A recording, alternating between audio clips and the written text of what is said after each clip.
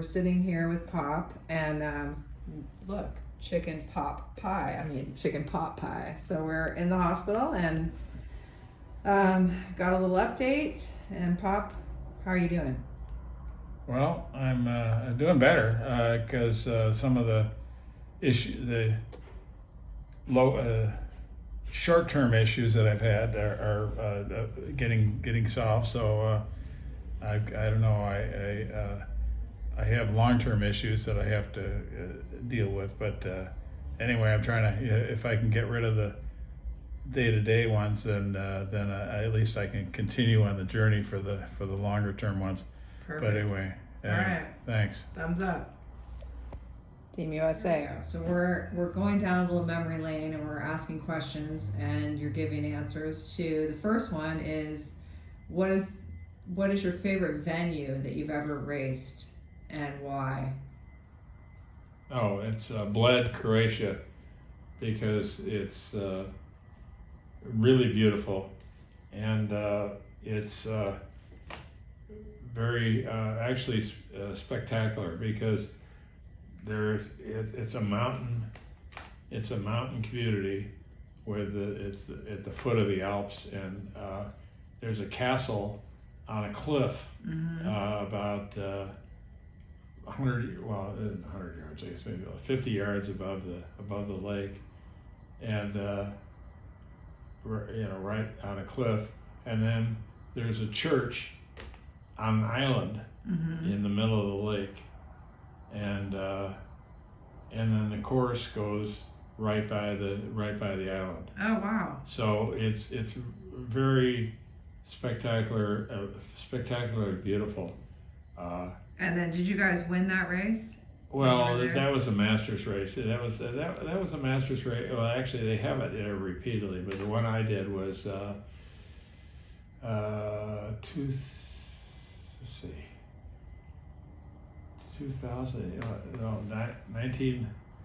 1990, like 1996 or sometime like that. I can't remember. Anyway, it was an 8. Oh, well, no, I'm rowing in these events, in multiple events. I'm rowing different lineups, different, because it's just, we have a team that goes and or we had a team, let's put it that way.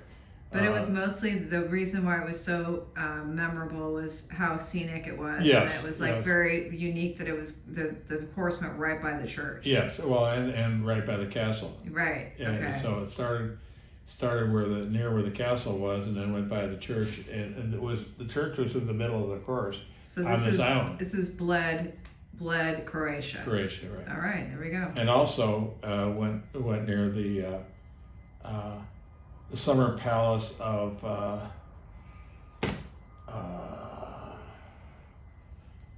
the former communist dictator of Yugoslavia. Okay. We'll look that one up. Yeah, right. Yeah. All right.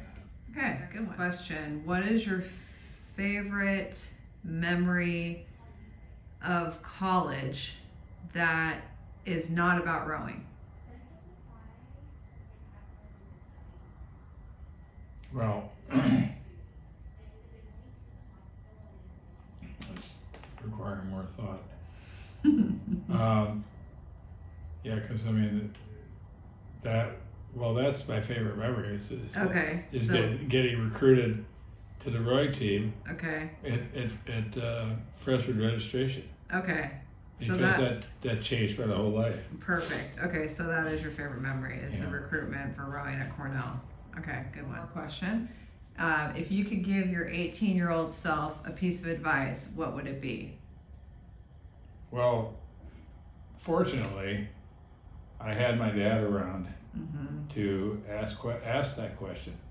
My whole life. Yeah.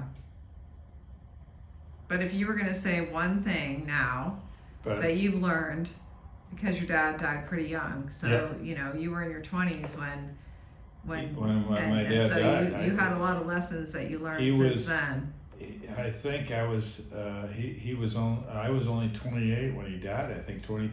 It was like shortly. I was married at 26, and my dad died at I think it was like 29. I mean, I was. It was like, you know, when I think back on it, it was incredibly long time ago. And, Right. And I can't even believe it. You know, it doesn't seem that long ago. Yeah, because I was only, I think, 3 years old when he died, if that. And Are you older than that now? Yeah, I'm older than that now. So basically, well, let's do this then. What is the best piece of advice your dad ever gave you? That's a good question, because you got a lot of advice from him. Yes, I did. And the thing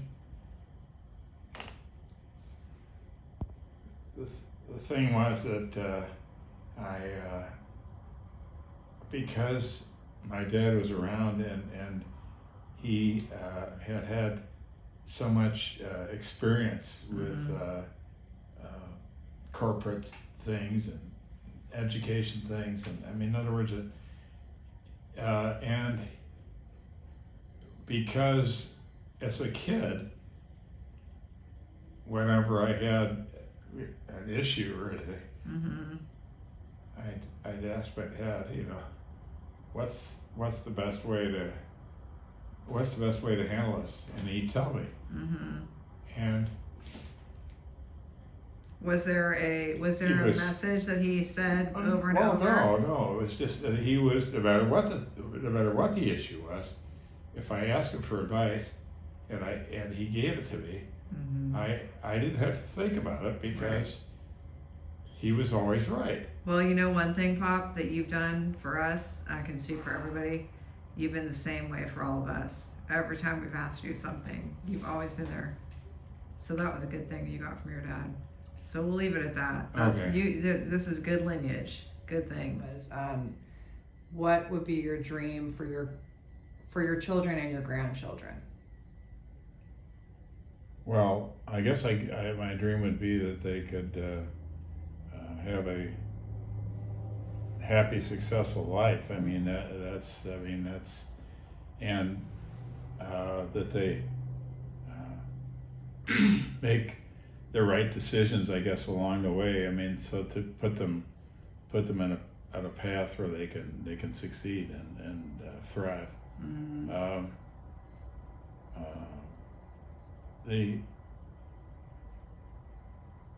It's in a way, I think they're on the right path now. It's just if they if they can stay on the right path or keep from going on to, I mean, it seems like these days it's a lot harder to stay on a good path or to avoid falling off a cliff or something, because it's just with all the drugs weren't any issue when I was growing up. I mean, nobody that I knew of ever had a drug problem. I mean, people had drinking problems, but. What do you think was your secret to success just in life? Like, as far as the things you really clung to that you think that your kids and grandkids can really, if they kind of follow suit, what would be your advice as far as things that would really keep you out of trouble? Well, I mean, I had my dad to, when I was a kid. So I never had a difficult decision, because all I do is I just ask Dad, and then Dad would I'd ask him and he'd give me the answer, and I'd do it, and it was it always led you on the right path. It was the right answer. So I really didn't have too many difficult choices when I was young. I just go into college. I said, well, where do you think I should apply? Well, he says, just apply to Cordell. That's all. Mm-hmm. I said, okay, and so that's what I did. But I didn't. You didn't have many distractions.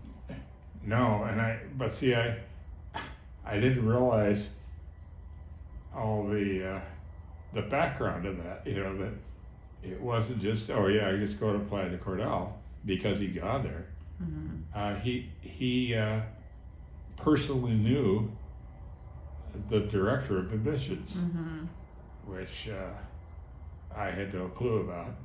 And not only that, but he'd gone to school with him back at Cornell. They were there together, and before he worked for Cornell and became the director of admissions. And then also my dad had worked in the summers at the Gannick State Park,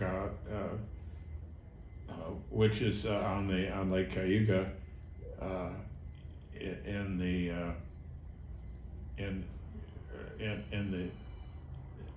vicinity. It's not in Ithaca, but it's in the vicinity of Ithaca. It's pretty close, and it's pretty amazing because it's spent. Well, anyway, I don't feel like I've contributed that much to my grandchildren's. Maybe because they haven't had any super problems, but it's I sort of feel like I haven't I haven't been challenged that much as far as providing life lesson kind Well, of. I think also if you think about what's the best thing about being a grandparent, I mean, that question can be like you're thinking of it as what have you contributed to their Yes. to their learning or whatever, but I Yeah. think you've also been a really great role model, and also you've been there for you always showed up to the games, you didn't miss, like, kind of very much different generation, but you would always represent, even when I would tell you you're cheering too loudly in the crowd. Yeah. But Yeah. you definitely have, Well- and you've definitely added a lot as a grandparent. So if you don't think you've done justice to like life lessons, I think the reverse of that is you've been a great role model for being a great grandparent. I think that's probably better said. So yeah, but that's okay. So if you could visit one place in the whole world or anywhere that you haven't been already, where would it be and why? Well, I guess one place that I have some connection to, and that I have never been is Ireland, and that my grandmother, my maternal grandmother came from, or no, my paternal grandmother, Mary Doyle, came from the County Cork, and on a boat over to New York City, and she, that was that had to be close to the 1900 or sometime like that. I mean that she came over, and so you would go to County Cork. Well, yeah, just to see it, I guess, and I haven't, obviously it hasn't been too urgent but it's not like I haven't traveled, because I've traveled all over the place, But that would be so if there was one place that you haven't been that would have some significance, and it would be more like that's great. So Slant and Erin go Bragh, and especially since we're in March right now, so it's almost St. Patrick's Day, so it's fitting, and you're wearing green, so it's perfect. Right. Well, I'm wearing green, and but I don't have any green beer. We need so that. All right. A question kind of off the a comment. So there's a lot of people right now that are praying for you, that have been praying for your journey and praying for all your ins and outs at the hospital and just trying to pray through it. And if you could say something to everybody who's been there praying for you that you might not hear it, but you know that they're there, what would you say to them? Thanks. Yeah. Now,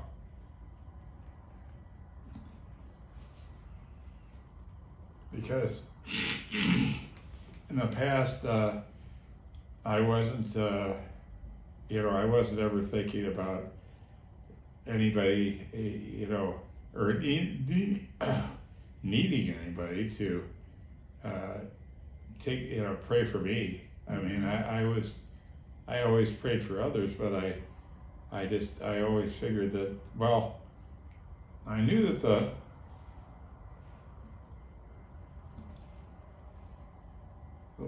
the Lord was always there, but and I knew that He had intervened in my life quite a few times, because for one thing, I had about 20 near-death experiences, which we've all heard about. Yes, and well, I don't know if you've heard about them all. Maybe not all of them. Yeah, but definitely. but you definitely heard us Why about don't some. we talk about?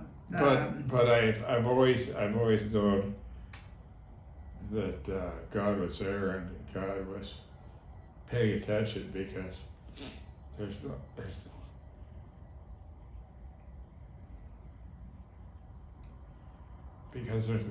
no way I would have survived or made it this far or anywhere close to this far if I had help. Right. Is there a prayer you say every day, like when you really are by yourself and you're praying? Well, like, is there something you say that Well, really for years, what I did when I was training is I would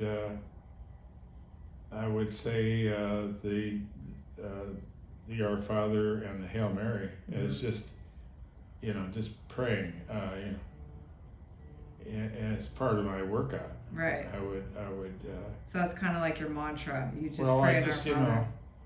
Or is even it wasn't really praying for anything in particular. It was just praying. Right. And a lot of times it wasn't praying for myself. I don't know what the heck this is. I wasn't praying for myself, but I was just praying, and or sometimes it was for things to happen, but praying for results, but actually, as I've gotten older, that I haven't been so